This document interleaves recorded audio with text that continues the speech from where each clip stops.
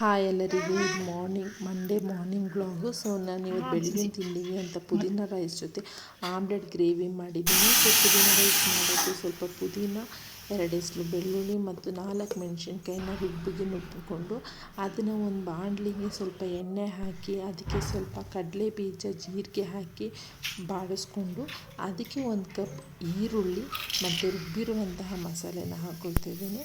ಹಾಕ್ಕೊಂಡು ಚೆನ್ನಾಗಿ ಅದಕ್ಕೆ ಪುದೀನದ ಸ್ಮೆಲ್ಲು ಸ್ವಲ್ಪ ಲೈಟಾಗಿ ಹೋಗಬೇಕು, ಹಸಿ ವಾಸನೆ ಹೋಗೋವರೆಗೂ ಚೆನ್ನಾಗಿ ಮಾಡಿಸ್ಕೋಬೇಕು. ಸೊ ನಾನು ಸ್ವಲ್ಪ ನೀರಾಗುತ್ತೆ ಮಸಾಲೆನ ಹಾಕ್ಕೊಂಡಿದ್ದೀನಿ. ಸೊ ಇದು ಹಾಕ್ಕೊಂಡಾದ್ಮೇಲೆ ರುಚಿಗೆ ತಕ್ಕಷ್ಟು ಸ್ವಲ್ಪ ಉಪ್ಪು ಮತ್ತು ಸ್ವಲ್ಪ ನಿಂಬೆಹಣ್ಣನ್ನು ಜೊತೆಗೆ ಹಿಂಡ್ಕೋಬೇಕು.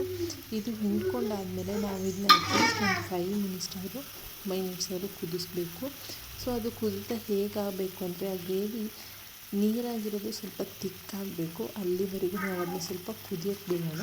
ಸೊ ಅದು ಕುದಿಯೋಕ್ಕೆ ಬಿಟ್ಟಮೇಲೆ ನಾನು ಆಲ್ರೆಡಿ ಮೊದಲು ರೈಸ್ ಮಾಡಿಟ್ಕೊಂಡಿದ್ದೆ. ವೈಟ್ ರೈಸ್, ಬಿಳಿ ರೈಸ್ಗೆ ಸ್ವಲ್ಪ ಬಾಡಿಸ್ಕೊಂಡು ಅದನ್ನು ಅದ್ರ ಜೊತೆಗೆ ನಾನು ಮಿಕ್ಸ್ ಮಾಡ್ಕೊಳ್ತಾ ಇದ್ದೀನಿ. ಸೊ ನೋಡಿ, ವೈಟ್ ರೈಸ್ ಹಾಕ್ಕೊಂಡು ಚೆನ್ನಾಗಿ ಮಿಕ್ಸ್ ಮಾಡ್ಕೋಬೇಕು. ಸೊ ಈ ಕಡೆ ಅದನ್ನ ಮಿಕ್ಸ್ ಮಾಡ್ಕೊತಾ ಇರ್ಬೇಕಾದ್ರೆ ಈ ಕಡೆ ಇನ್ನೊಂದು ಕಡೆಗೆ ಸ್ವಲ್ಪ ಎಣ್ಣೆ ಮತ್ತು ಸ್ವಲ್ಪ ಒಂದು ಸಣ್ಣಗೆ ಹೆಚ್ಚಿರುವಂತಹ ಈರುಳ್ಳಿ, ಸಣ್ಣಗೆ ಹೆಚ್ಚಿರುವಂಥ ಟೊಮೆಟೊನ ಫ್ರೈ ಮಾಡ್ಕೋಬೇಕು. ಟೊಮೆಟೊ ಸ್ವಲ್ಪ ಸ್ಮೂತ್ ಆಗಬೇಕು ಫ್ರೈ ಮಾಡಿಕೊಂಡು ಅದಕ್ಕೆ ಒಂದು 1/4 ಟೀ ಸ್ಪೂನಷ್ಟು ಅಚ್ಚ ಖಾರದ ಪುಡಿ, ಸ್ವಲ್ಪ ರುಚಿಗೆ ತಕ್ಕಷ್ಟು ಉಪ್ಪನ್ನ ಹಾಕಿ ಸ್ವಲ್ಪ ನೀರು ಹಾಕಿ ಟೊಮೆಟೊ ಸ್ಮೂತ್ ಆಗೋವರೆಗೂ ಸ್ವಲ್ಪ ಬೇಯಿಸ್ಬಿಡಬೇಕು. ಸ್ವಲ್ಪ 5 ನಿಮಿಷ ಅದನ್ನು ಕುದಿಸ್ಬೇಕು.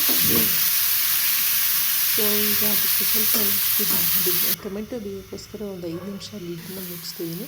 ಸೊ ಈಗ ಬೆಂದ ಮೇಲೆ ಅದನ್ನೇನು ಸಮೇತ ಕೈ ಆಡಿಸೋದು ಬೇಡ. ಅದ್ರ ಮೇಲೇ ನಾನು 2 ಟೊಮೆಟೊನ ಹೊಡೆದ್ಬಿಟ್ಟು ಹಾಕ್ತಾಯಿದ್ದೀನಿ.